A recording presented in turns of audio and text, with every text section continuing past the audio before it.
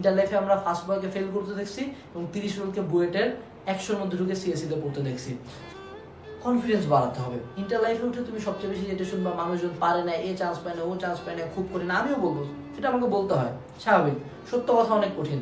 But মানুষজন teacher ছাড়া, গ্রামের বাসা থেকে কোনো সাপোর্ট ছাড়া, আর্থিক সমস্যা নিয়ে, অনেকে শারীরিক প্রতিবন্ধী হয়েও পা দিয়ে লেখেও ঢাকা ভার্সিটিতে চান্স পাচ্ছে।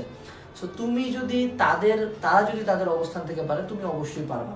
এবং সবসময় কনফিডেন্সটা বাড়াবা যে আমি পারবো, আমাকে পারতে হবে। তুমি এসএসসি লাইফে 30 রোল ছিল না 40 রোল ছিল, নাকি ফেল করছো, নাকি তোমার জিপিএ কম, এটা নিয়ে কারো যায় আসবে না। ইন্টার লাইফে আমরা ফার্স্ট বয়কে ফেল করতে দেখছি এবং 30 রোলকে বুয়েটের 100-র মধ্যে ঢুকে সিএসসি তে পড়তে দেখছি। সো তোমাকে তোমার কনফিডেন্স বাড়াতে হবে, নিজের আশাটাকে অনেক উপরে রাখতে হবে। কারণ ইন্টার লাইফে সবচেয়ে বেশি যেটা দরকার সেটা হলো মনোবল।